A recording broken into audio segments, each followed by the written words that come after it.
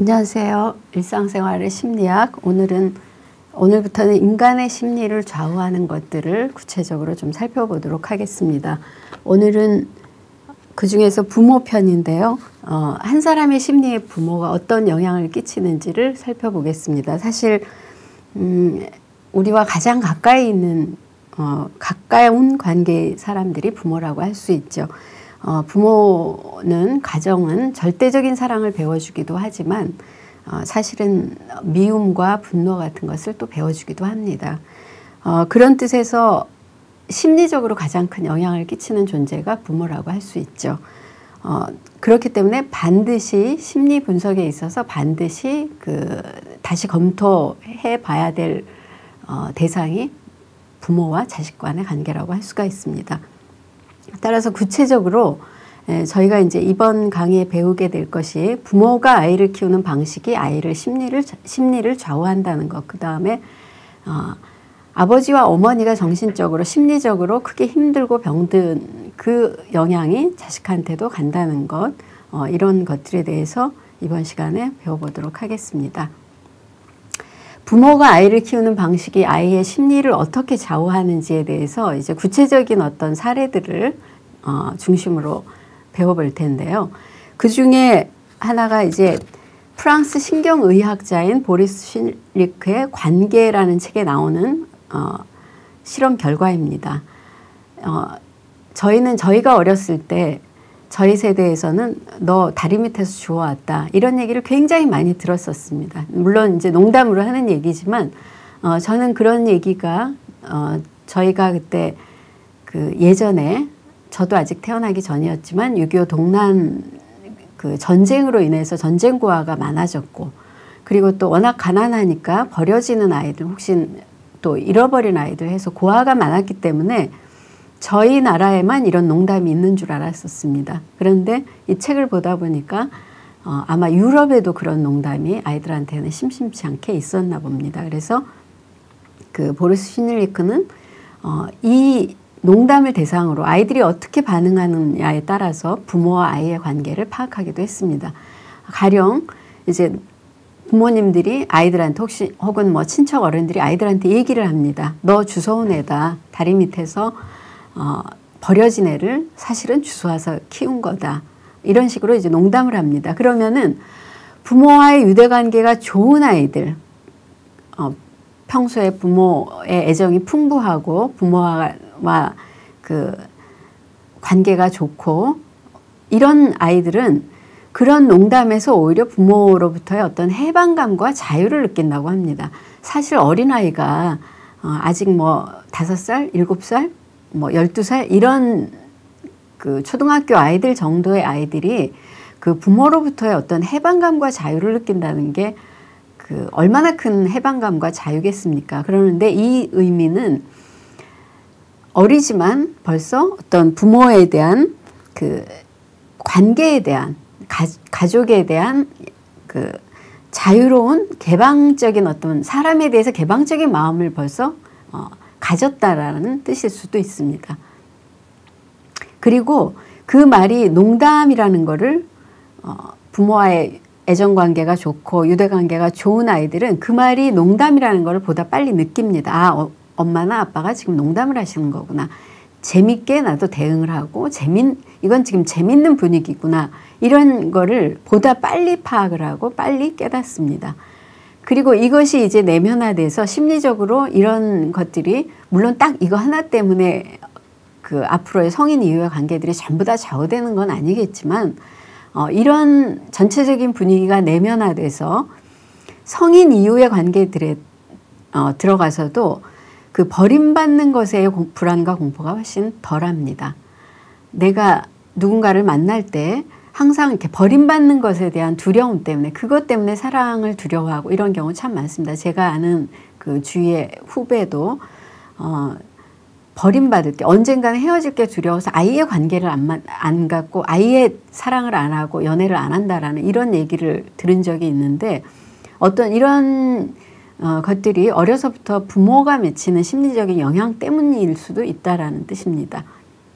그렇게 지금도 말씀드렸지만 이제 부모와의 유대관계가 좋지 않은 아이들 이런 경우에는 부모가 가정에서 무관심과 방치 그리고 어떤 학대가 이루어진다든지 지속적으로 폭력적인 부모라든지 툭하면 욕과 그 야단치는 거 아주 심한 그 꾸중이 쉴 새 없이 반복이 된다라든지 이런 경우에 부모와의 전혀 대화가 통하지 않고 전혀 어떤 아이로서의 정당한 요구라든지 이런 게 전혀 통하지 않는 경우에는 이런 농담에 오히려 이런 경우에 아이들이 훨씬 더 나는 이렇게 부모로부터 어떤 해방감과 자유를 더 많이 느낄 것 같은데 반대로 굉장히 큰 충격과 두려움을 느낀다고 합니다. 왜냐하면 그렇지 않아도 그 부모와의 관계가 좋지 않았는데 거기다가 나는 주워온 애다 이렇게 느낄 경우에는 내가 주워온 애기 때문에 이렇게 학대를 받고 여태까지 부모님이 나한테 애정을 안 쏟았구나. 나는 쓸모없는 애구나. 이런 것이 안으로 내면화된다는 거죠. 그래서 이런 경우에는 웃으면서 심지어 얘기를 해도 농담임을 굉장히 늦게 알아채고 그리고 알고 난 후에도 본인도 모르게 이 두려움이 자꾸 심리적으로 내면화되고 퇴적이 되고 쌓여가는 겁니다. 그렇기 때문에 이제 성인 이후가 돼서도 이런 경우에는 누군가를 만나고 좋아하는 사람을 만나고 이성을 만나도 어떻게든 버림받지 않는 데에 큰 중점을 둔다고 합니다. 오로지 그 사람과 헤어지지 않고 그 사람이 나를 버리지 않도록 하는데 중점을 두다 보니까 관계라는 게 어떤 이렇게 서로 조화를 이루고 평균적인 어떤 그런 상태에 있어서 서로 사랑하고 이런 관계가 이루어져야 되는데 한쪽에서 스스로 버림받지 않는 그런 거에 모든 중점을 두다 보면 관계가 기울어지고 그 기울어짐이 오히려 관계를 악화시키는 경우도 참 많은 거죠. 이게 모두 그 주워온 애다라는 농담에 반응하는 이거 하나만으로도 벌써 부모와의 유대관계가 어떤지 부모가 내 심리에 어떤 영향을 끼쳤는지를 알 수가 있는 것입니다. 그 다음 사례인데요. 물론 이제 그 심리적으로 아이와 부모의 관계가 어떤지를 파악할 수 있는 방법이 이제 심리적인 실험들이 굉장히 많습니다. 그 많은 것 중에서 이제 이거 하나만으로 전체를 파악할 수 있다는 건 저희가 흔히 단편적으로 보기만 해도 전체를 쉽게 파악할 수 있기 때문에 이제 이런 심리가 너무 지엽적이고 너무 부분적이다라고 생각하실지 모르지만 이거 하나를 통해서 전체를 엿볼 수 있는 계기가 되기 때문에 이런 심리에 대해서 여러분들이 유념해 두시는 게 좋을 듯 합니다. 두 번째는 이 경우는 아마 저희 우리나라 경우에 참 많이 해당되는 역시 조사한 사람도 실험한 분도 우리나라 심리학자입니다. 김영태 심리학자의 21세기를 위한 교육 심리학이라는 책에 나오는 이제 예인데요. 아이가 맞고 울면서 집에 들어옵니다. 이런 경우 많죠. 내가 어렸을 때 그랬다라든지 아니면 지금 내 아이가 그런다라든지 이럴 경우에 반응하는 그 반응 양상을 세 가지 정도로 나눌 수 있습니다. 우선 이제 의지적인 부모, 감성적이고 감정적인 대응을 하는 부모, 또 이성적으로 대응하는 부모 이렇게 세 부류로 나눌 수 있는데 제목만 봐서는 모두 다 좋은 어떤 그 태도일 것 같지만 양쪽으로 좋은 점과 단점을 같이 가지고 있는 어떤 대응이라고 할 수가 있습니다. 처음에 이제 의지적인 부모의 경우를 보면 아이가 이제 밖에서 뭐 힘이 더 센 아이한테 큰 아이한테 맞고 집에 울면서 들어옵니다. 그러면 이제 의지적인 부모는 아이한테 일단 화부터 냅니다. 화부터 내고 그리고 아이를 데리고 아이의 손을 잡고 가서 때린 아이를 이제 혼내주러 나갑니다. 나의 힘을 부모로서의 어떤 나의 힘을 이제 내보이고 활용하는 거죠. 이런 경우에 이게 왜 의지적인 부모라 그러면 저희가 보통 의지적이다 하면 굉장히 뜻이 강하고 굳세고 무슨 일에든 이렇게 잘 극복해내는 이런 의미일 것 같은데 왜 의지적인 부모가 이렇게 뭔가 때리는 아이를 데리고 혼내주러 나가는 거는 그렇게 긍정적인 태도 같지는 않지 않습니까? 그런데 이 경우는 아까도 말씀드렸듯이 양면적인 면이 있어서 여기서의 의지적인 부모는 평소에 본인 생활을 할 때는 어떤 면에서는 굉장히 의지적으로 자신의 뜻을 끝내 관철하고 마음먹은 일을 끝내 해내고 뭐 이런 장점이 있을 수도 있지만 이 경우에 있어서의 어떤 의지적인 부모라는 것은 모든 것이 아이가 자기 뜻대로 돼야 된다는 겁니다. 아이뿐이 아니라 아이를 둘러싸고 있는 환경도 자기 뜻대로 돼야 되죠. 본인이 생각한 그대로 아이도 행동을 해야 되고 본인도 행동을 해야 되고 주위 사람도 다 그렇게 본인의 뜻에 맞춰서 행동을 해야 됩니다. 그래서 이것이 과격해지면 어떤 양상이 되냐 하면 바로 뉴스에서 저희가 가끔 볼 수 있죠.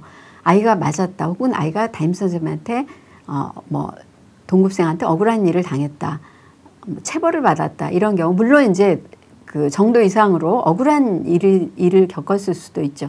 그러나 앞뒤 좌우 재지 않고 살필 거 없이 당장 학교로 뛰어가고 교무실로 뛰어가서 선생님한테나 이런 경우 아이들이 있는 교실에서 폭력적인 어떤 언사를 한다든지 그 폭력적인 행동을 한다든지 이런 식의 반응을 하는 것도 사실은 이런 그 어떤 본인의 뜻이 무조건 다 관철이 돼야 되고 아이가 반드시 본인의 뜻대로 자라야 한다고 생각하는 의지적인 부모의 태도라고 할 수가 있습니다. 그러니까 과하지 않으면 의지적인 부모에도 분명히 어떤 좋은 면이 있죠. 가서 아이를 데리고 가서 상황을 알아보고 타이르고 이러면 분명히 어떤 의지적인 부모로서의 좋은 점을 발휘한다고 할 수가 있습니다. 그러나 이것이 과해지면 이제 아까 말씀드린 것처럼 교실에 들어가서 소란을 부린다라든지 이런 부모가 되는 거죠.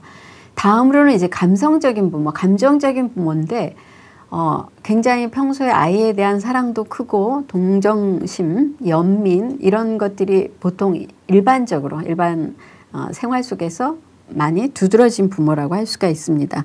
그래서 아이를 먼저 위안하고 아이의 그 마음을 달래주는데 우선 중점을 두는 거죠. 참 따뜻하고 좋은 부모라고 할 수가 있습니다. 그러나 이 경우에도 이 경우에는 본인과 아이를 동시에 달래고 더 관계를 돈독히 하는 건 있지만 아이를 그 상황에서 해결시켜 주는 건 없다는 거죠. 아이가 가령 계속 이런 식으로 울고 맞고 울고 들어오는데 계속 아이만을 보듬어 준다 그래서 그것이 해결책이 되지는 않습니다. 그러니까 이 경우도 좋은 면과 나쁜 면이 다 있는 아이한테 어떤 심리적인 영향을 끼칠 수 있는 이런 부분이 있다고 할 수가 있겠습니다. 다음으로는 이제 이성적인 부모인데 이런 경우에는 아이가 맞고 들어온다. 그럼 아이의 어떤 뭐 신체적인 그 다음에 감정적인 아픔이나 고통 같은 거는 우선 다음 문제고 왜 이런 상황이 벌어졌는지부터 냉철하게 논리적으로 일단 확실히 알아야 됩니다. 그래서 아이한테 눈물 그치라고 이제 아이한테 우선 야단부터 친 다음에 물어봅니다. 그런데 아이라는 게 사실 감정적으로 지금 맞고 들어오고 울고 분하고 억울하고 아프고 이러는데 이런 얘기를 차분히 자기가 놓였던 상황을 차분히 얘기를 할 리가 없죠. 그러면 이제 부모는 더 아이한테 상대적으로 더 냉철한 걸 요구합니다. 더 확실히 얘기하고 무슨 일이 있었던 건지를 더 구체적으로 얘기를 하다 보니까 아이는 그걸 받아들이지 못하고 이래서 서로 이제 어떤 심리적으로 힘들어지게 되죠. 이런 심리들이 전부 다 이제 아이한테는 안쪽으로 내면화된다라는 것입니다.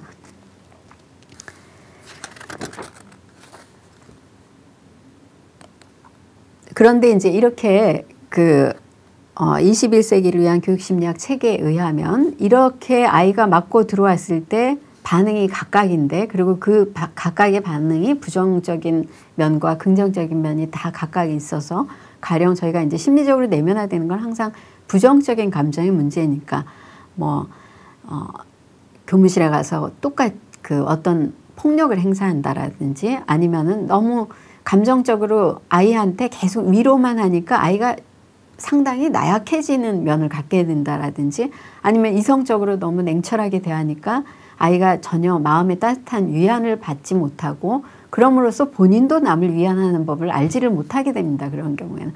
이렇게 심리적인 어떤 문제를 야기시키기 때문에 그 아이가 맞고 울며 들어왔을 때 이 얘기는 아이가 모든 어떤 꼭 신체적으로 맞고 들어왔을 때만이 아니라 아이가 어떤 본인 스스로 억울하다라든지 고통스러운 어떤 상황을 가지고 왔을 때 부모가 이제 해결하는 모든 방법에 그 어떤 방법 해결책이라고 할 수가 있습니다. 여기서 보시면 최선의 부모는 세 가지를 다 조화시키는 부모라고 합니다. 우선 아이를 감성적인 부모, 감정적인 부모처럼 따뜻하게 안아서 일단 다독여줘야지. 아이가 상처를 입고 들어왔는데 가족이 위로를 해주지 않으면, 특히 엄마나 아빠가 위로를 해주지 않으면 누가 그거를 따뜻하게 위로를 해주겠습니까? 그러니까 아이를 안아서 일단 다독다독 그랬구나 이러고 아이를 위로를 일단 해주고, 그런 다음에는 때린 아이에게 아이가 직접 때리지 말라는 이 부분이 굉장히 중요합니다. 아이 스스로가 직접 그 본인 자기를 때린 그 더 힘센 아이나 이런 경우한테 나를 때리지 말라는 강한 의사 표현을 할 수 있는 어떤 힘을 길러주는 게 중요합니다. 무조건 한 번만 해결하느라고 엄마가 따라 나가서 자기 아이를 때린 아이를 야단쳐 주는 것, 이걸로만 그칠 문제가 계속 아니기 때문에 아이가 이제 앞으로 꼭 나가서 뭐 다른 힘센 아이하고 어울리는 일만이 아니라 앞으로 이제 학교 가서 학교 생활이라든지 뭐 사회생활이라든지 해야 될 앞으로의 생활이 너무 많지 않습니까? 그런 경우에 아이가 어떻게 대응하는지를 배워주려면 이때 아이가 직접, 물론 아이는 힘이 더 센 아이한테 맞았을 확률이 더 크니까 겁이 나고 두렵겠죠.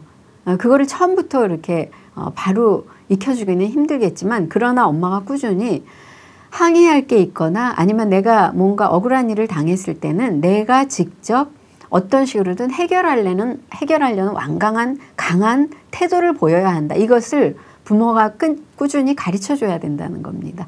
그렇게 가르쳐주다 보면은 아이도 이제 그런 상황에 맞섰을 때 아이 스스로 해결을 할 수 있는, 그러면서 성장을 해갈 수 있는 거죠. 이게 심리적인 성장이라고 할 수가 있습니다. 그 다음에 이제 어떤 이성적인 태도도 갖춰서 분명히 내 아이 쪽에서 또 문제가 있었을 수도 있습니다. 팔이 안으로 굽으니까 내 아이는 잘못했을 리 없고 그 아이가 잘못해서 무조건 때렸을 거다 이렇게 생각할 수도 있는데, 사실 아이들이 노는 걸 가만히 살펴보면 아이가 힘이 뒤에도 나오겠지만 아이가 약한 아이라 그래서 늘 맞거나 힘이 센 아이라 그래서 무조건 이유 없이 그 힘이 약한 아이를 무조건 때리지는 않습니다. 뭔가 아이 간에도 힘이 약한 아이가 더 센 아이를 놀렸다라든지, 그 상황이라는 거는 부모들이 알 수 없는 또 상황이라는 거 있기 때문에 내 아이한테도 혹시 무슨 문제가 없었는지는 반드시 돌아볼 수 있어야 됩니다. 이렇게 해서 어떤 부모로서의 의지적인 면과 그 다음에 감성적이고 감정적인 면, 그리고 이성적인 면, 이런 에너지를 부모가 평소에 늘 의식하면서 아이를 키워야 된다는 겁니다. 이 세 가지를 늘 조화시킬 수 있도록 해야 된다는 건데, 사실 이거 참 쉽질 않죠.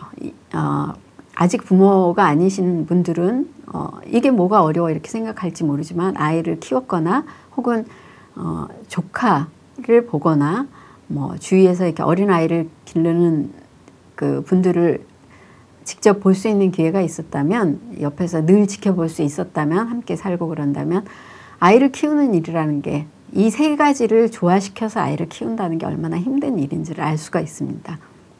그래서 제 생각에는 부모야말로 세상에서 가장 어렵고 어려운 직업이고 어려운 일이고 어려운 의무고, 그런 만큼 그러나 또 중요한 위치라고 할 수가 있습니다. 아이한테 한 사람이 성인이 되어갈 사람한테 가장 큰 심리적인 영향을 미치는 게 부모이기 때문에 가장 중요하다고 할 수가 있습니다. 그런데 이제 이렇게 아이가 맞고 울면서 들어왔을 때 사실 어떻게 생각하면 이 대응을 가장 많이 저희가 편안하게 하지 않을까, 말로나 뭐 이런지 않을까 생각을 하는데, 이 분석에 의하면, 심리학자의 분석에 의하면 이렇게 대응하는 것이 최악의 경우라고 얘기를 합니다. 뭐냐면 여러분 보시겠지만, 그럼 너도 같이 때려. 이것이 왜 최악인가 하면 굉장히 부모로서 말하기에는 손쉬운 선택입니다. 내가 귀찮은 일, 내가 아이를 데리고 나가서 해결하지 않아도 되고, 달래주지 않아도 되고, 뭐 따져보지 않아도 되고, 그냥 똑같이 그럼 너도 같이 때리면 되잖아. 아이한테 모든 어떤 그 방법이나 해결책을 아직 어린아이한테 전부 다 미루는 거라고 할 수가 있습니다.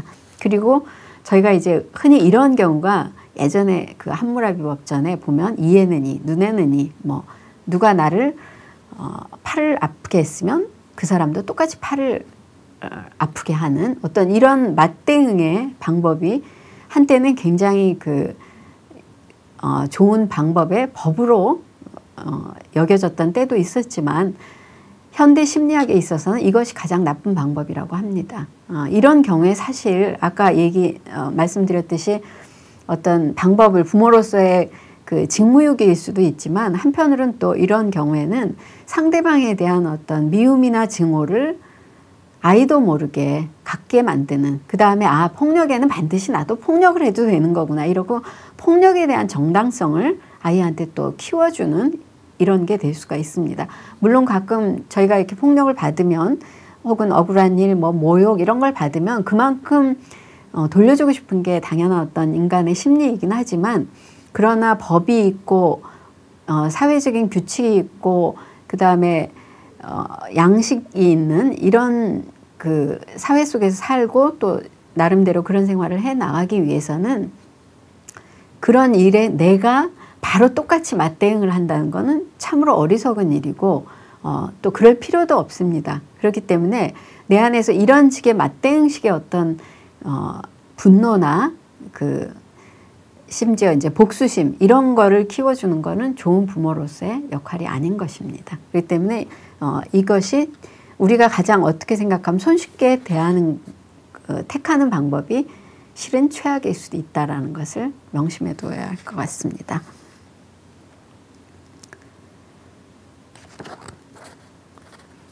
이제 저희가 부모가 아이를 키우는 방식이 아이의 심리를 좌우한다는 거, 한 사람한테 부모의 어떤 그 키우는 양육 방식이 굉장히 중요하다라는 그 심리학적 측면을 엿보고 있는데요. 세 번째 예가 이제 고음 부부의 줄다리기입니다.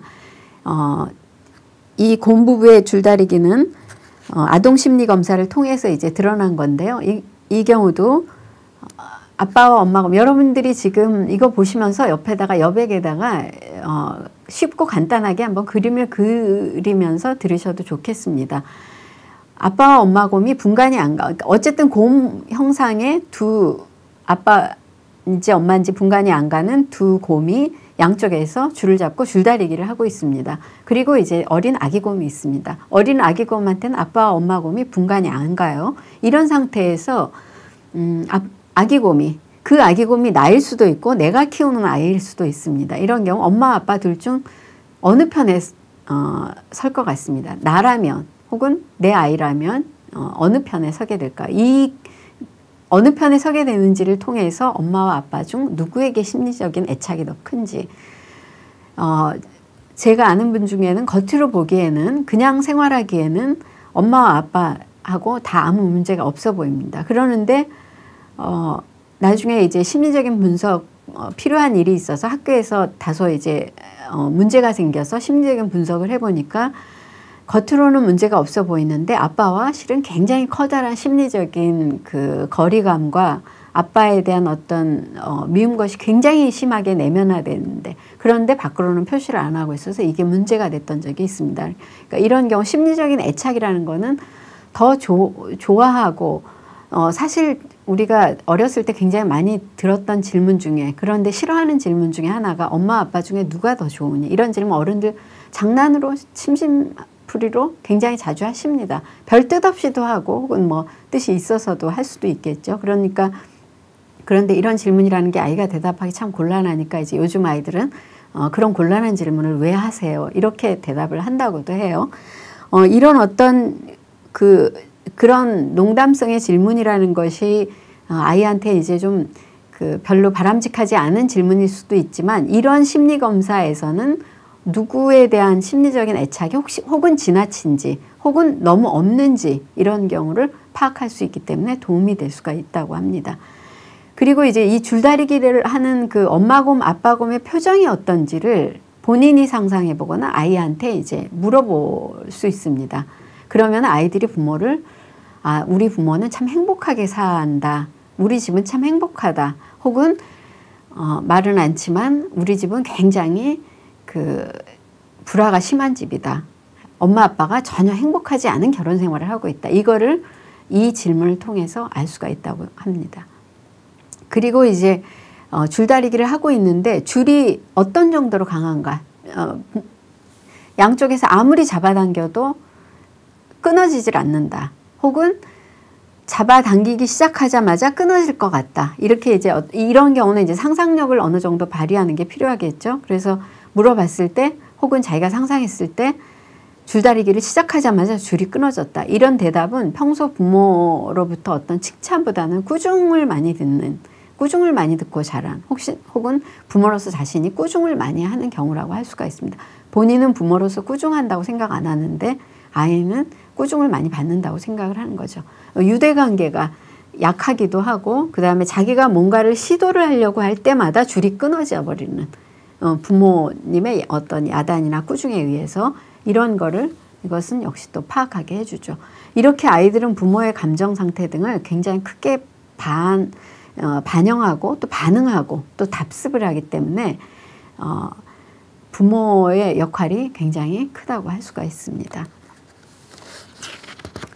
다음으로 이제 또 하나의 예로서 사회 계량기라는 게 있습니다. 지위 사회 계량기라는 것인데요. 여러분들 그 집에서 이제 흔히 뭐 전기세라든지 수도세 낼 때 저희가 보게 되는 게 이 계량기입니다. 어느 정도 썼는지 양을 파악하는 거죠.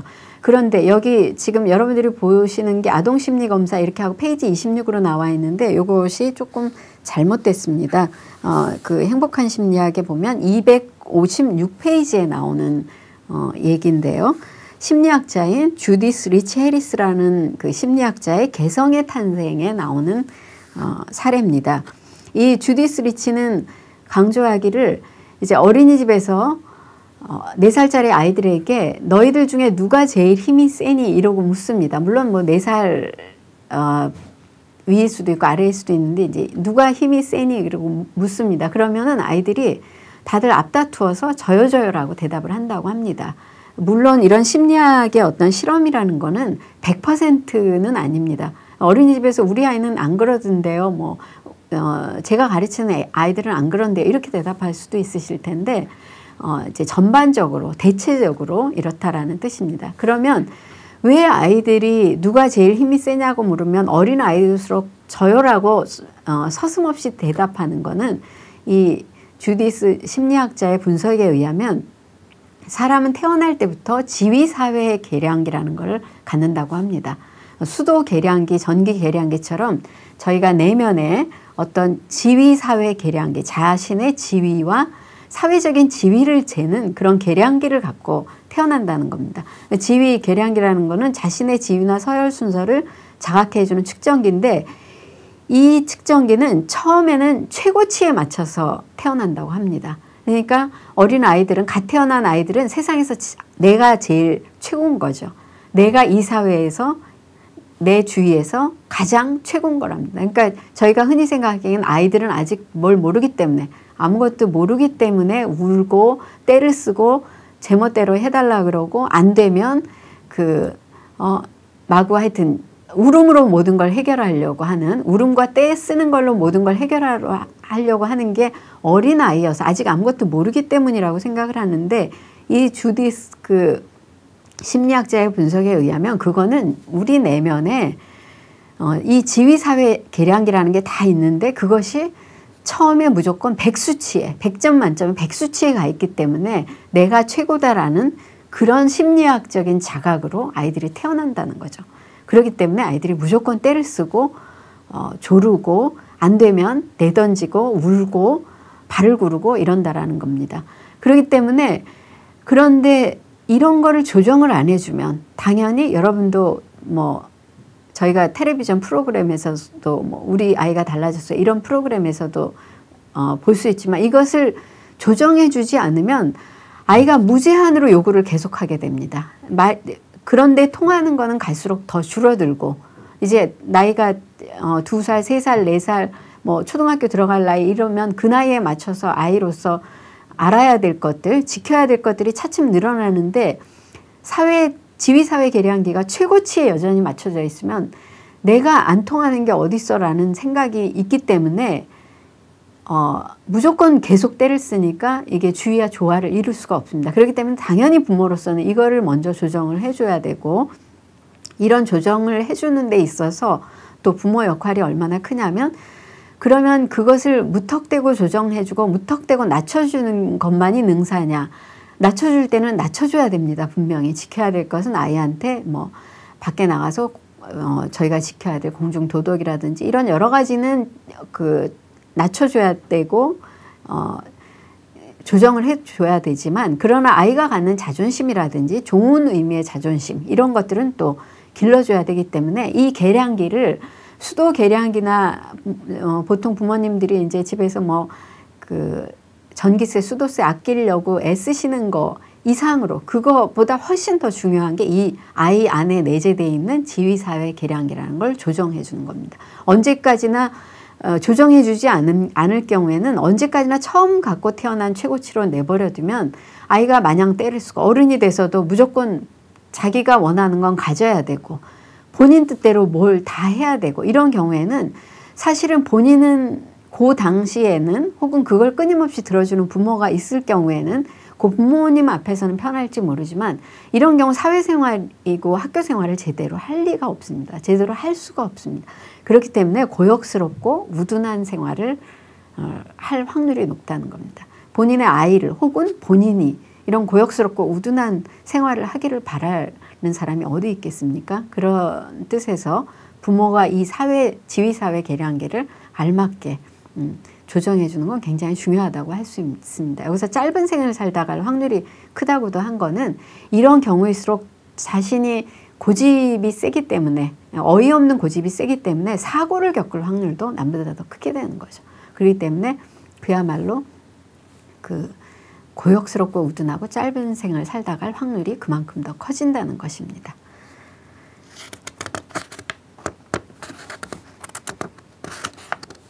다음으로 이제 그 한 가정 안에서 부모의 역할, 그 다음에 저희가 사실 가정이라고 할 경우에는 부모로만 구성되는 건 당연히 아니고, 부모와 한 아이로만 구성되는 게 아니라 이제 형제들도 있기 마련인데, 이 형제들이 미치는 어떤 또 심리적인 영향 이런 것도 당연히 있을 수가 있습니다. 근데 그런 경우에 이제 형제들끼리의 태어난 서열이 한 사람의 심리에 굉장히 많은 영향을 미친다. 이것을 그 알프레드 아들러라는 심리학자가 연구를 했습니다. 제가 좀 늦게 넘겼네요. 그 태어난 순서가 결정하는 성격, 알프레드 아들러 그 행복한 심리학 120페이지에 보면 이런 내용이 나와 있습니다. 사실 저희들이 이런 얘기를 많이 하죠. 나는 첫째라서 이런 성격이야. 나는 둘째라서 이런 성격이야. 뭐 셋째라서 이런 성격이야. 이런 얘기를 많이 하는데, 이 아들러라는 심리학자는 그것을 구체적으로 분석을 해서 사실 한 사람의 성격을 좌우하는 것은 거의 태어난 순서가 이미 어느 부분을 굉장히 많이 좌우한다. 이런 주장을 폈습니다. 가령 거기 보시면 이제 첫째는 둘째가 태어나기 전까지는 부모의 사랑과 관심을 독차지하다가, 이런 당연히 그렇겠죠. 둘째로 인해 사랑과 관심을 빼앗기면서 폐위된 왕의 심리와 폐위된 왕의 심리로 일종의 이제 박탈감 같은 것을 조금 느끼게 됩니다. 그래서 그 첫째가 둘째 태어났을 때 괜히 심술 부리고 갑자기 때가 많이 늘고 때 쓰는 일이 늘어나고 이런 경우가 많죠. 그게 바로 내가 왕이었는데 이제 폐위되는 왕자리에서 내려와야 되는 어떤 이런 쓰라림과 고통을 아이가 이제 배우기 시작하는 거죠. 이럴 때 물론 필요한 게 아까 저희가 앞에서 배웠던 지위사회 계량기를 조정해 준다든지 이런 게 필요합니다. 그러나 반면에 첫째는 이제 첫째로서 어떤 책임감이 강해지는 또 이런 효과도 있습니다. 이런 심리적인 면들이 있고요. 그 다음에 둘째, 보통 한 셋, 넷 이렇게 형제 있을 때 가운데인 형제들은 책임감, 첫째의 책임감과 막내, 그 밑에 동생들의 어리광 사이에서 나름대로의 적절한 타협책을 찾아낼 여유가 있습니다. 부모가 첫째만큼은 관심을 안 두고 막내만큼 또 무조건 이뻐하지는 않고, 이런 사이에서 약간의 어떤 무관심 속에서 그것이 한편으로는 섭섭할 수도 있지만, 그러나 본인이 훨씬 더 여유 있게 자기를 자기 개성을 찾고 자기를 찾아갈 수 있는 어떤 그런 길이기 때문에 그 둘째인 경우에 성격이 훨씬 더 여유롭고 너그럽고 보다 그러면서 또 개성적일 수 있는 그 어떤 적절한 타협체에 있어서 굉장히 뛰어난 이런 조화로운 성격을 가질 수 있다고 아들러는 주장을 합니다.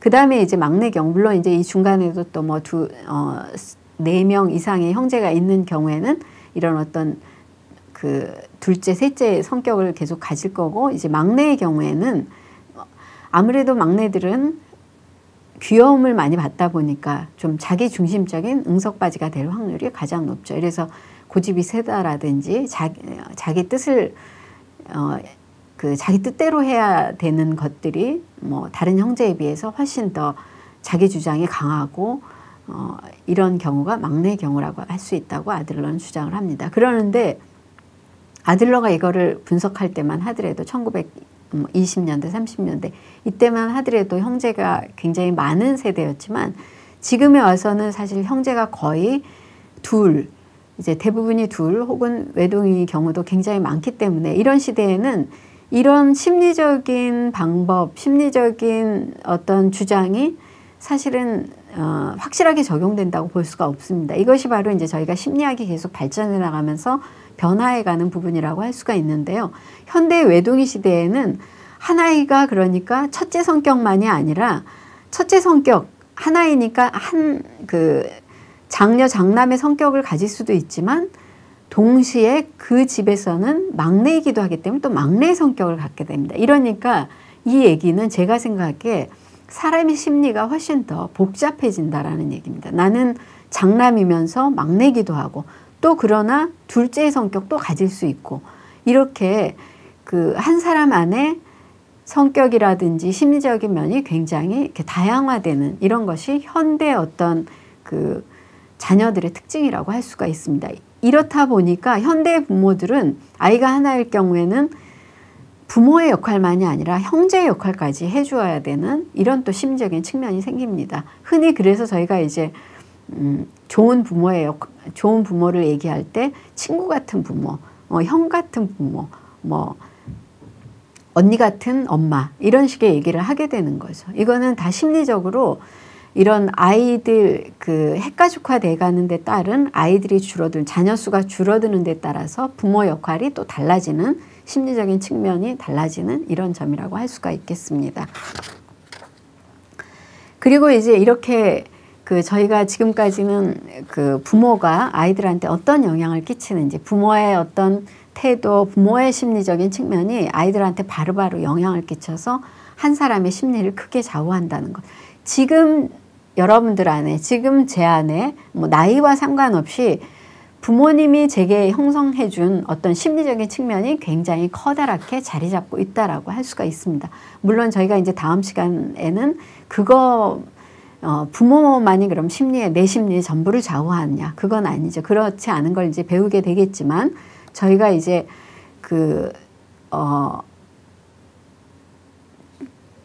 죄송합니다. 제가 여기 처음이라 보니까 좀 아직도 미숙한 부분이 있어서 빠뜨린 부분이 있네요.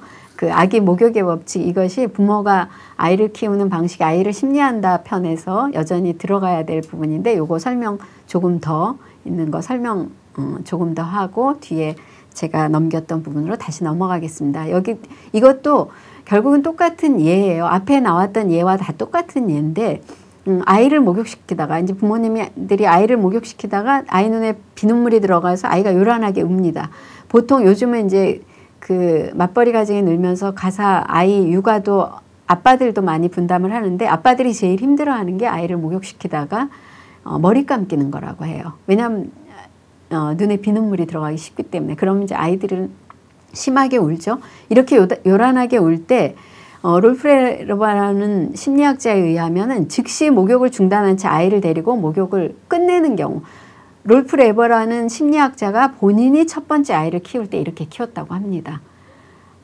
아이가 이제 우니까 다급하니까 얼른 아이를 밖으로 데리고 나와서 목욕을 중단시키고 아이를 달래고 이렇게 했는데 이런 경우에는 아이는 당장은 달래지지만 아이가 앞으로 아, 물이라는 거, 목욕이라는 거, 비눗물이라는 게 굉장히 무서운 일이구나. 그래서 다음번에는 목욕을 시키기도 전에 먼저 울 수 있다는 거죠.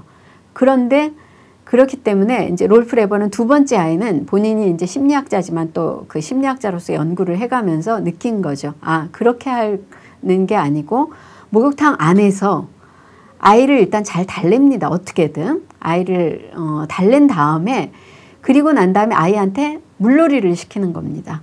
아이가 아, 물이라는 게 내가 잠깐 비눗물이 들어가서 울기는 했지만 그러나 물이라는 게 나쁜 게 아니구나. 물이라는 것도 이렇게 즐겁게 놀 수도 있는 거구나. 이것까지를 다 해결을 본 다음에 아이를 데리고 나와야 아이 안에서 아이가 이제 물을 두려워한다든지 목욕을 두려워한다든지 이런 일이 생기지 않는다는 겁니다. 이 얘기는 곧 끝이 좋으면 이제 다 좋다 이런 건데 그렇다고 해서 일생의 끝이 끝날 때 가서 좋다라는 이런 뜻이 아니고 어떤 사안에 해당될 때 그 끝을 분명하게 좋게 끝까지 심리적으로 잘 해결을 해야 된다라는 거죠. 거기도 이제 보시면 나오지만 위 내시경의 검사에는 이것도 심리학자의 분석에 의한 겁니다. 두렵고 힘든 시간이 위 내시경 할 때 굉장히 힘들거든요. 안에 이렇게 뭔가가 막대기 같은 것이 들어가는 아주 뻑뻑한 느낌 때문에 괴로운데 두렵고 힘든 시간이 얼마나 길었나 하는 지속성보다는 그 시간이 끝이 어쨌든 내가 후련하다 개운하다 이런 느낌이 더 중요하기 때문에 그렇기 때문에 사실 위 내시경이 힘든데도 2번, 3번 받기도 하는 거죠. 이런 식으로 어떤 끝이 더 중요하다라는 거죠. 어떤 사안이 벌어졌을 때 일생의 끝이 아니고 어떤 사안이 벌어졌을 때 그 끝을 매듭을 이런 식으로 잘 짓는 게 중요하다. 그렇기 때문에 가족 간에는 충분히 다툴 수도 있고 뭐 울 일도 있고 뭐 싸울 일도 많고 그러는데 그 사안에 대해서 그때그때 화해하는 능력이 굉장히 중요하다고 할 수가 있습니다. 그리고 이제 아까 제가 미리 넘겼던 건데 현대사회에서 아버지와 어머니가 사실 정신적으로 이게 사회적인 문제도 있는데 정신적으로 굉장히 힘이 들 때가 많습니다. 이렇게 하니까 여태까지는 가부장적인 사회에서 굉장히 권위를 누리면서 살았던 아버지들이 이제 위기를 맞아서 아버지들이 방황한다. 아버지들이 설 자리를 잃었다. 이런 얘기 여러분들 많이 들으셨을 텐데 제가 이제 영화 Everybody's Fine이라는 거 여기 예로 드러났는데 여러분들이 요거는 읽어보시고 가부장제적인 아버지가 가정에 대해서 통 무관심하다 갑자기 돌아와서 관심을 가졌는데 아무도 이제는 또 자녀들이 외면하는 어떤 이런 것에 관한 얘기가 있습니다. 요 영화 참고하시고요. 그리고 또 카스 맥컬러스 소설 중에서 우울증, 엄마의 우울증 때문에 요즘 엄마들 우울증 앓는 경우 여성들의 우울증이 굉장히 늘고 있어서 사회 문제화되고 있는데 이렇게 우울증으로 고통받는 어떤 자녀들 얘기가 이 소설에 나옵니다. 여러분들이 이것도 역시 읽어보고 참고하시기 바랍니다. 물론 이 영화와 소설은 다 해피엔딩입니다. 좋게 잘 끝납니다. 영화와 소설이니까 해피엔딩일 수 있지만 실제로는 그렇지 않은 경우가 훨씬 더 많습니다. 이렇게 해서 저희가 이제 그 아버지, 어머니, 부모의 어떤 태도, 심리 이런 것들이 자녀에게 끼치는 영향이 중요한 것은 부모님이라는 것은 곧 나 자신을 분석하는데 굉장히 중요한 근거가 되기 때문입니다. 물론 이런 어떤 그렇다고 해서 부모가 나한테 대하는 태도, 내가 부모로서 대하는 태도만이 전적으로 한 인간의 심리에 모든 책임이 있느냐 하면 그렇지는 않다고 제가 아까도 얘기 드렸듯이 사회적인 면도 무시할 수가 없습니다. 사회적인 분위기, 시대적인 변화 이런 것들도 저희가 무시할 수 없기 때문에 이제 다음 시간에 배우는 것들에서 이런 것들은 몇 번 중복해서 나오게 되겠습니다.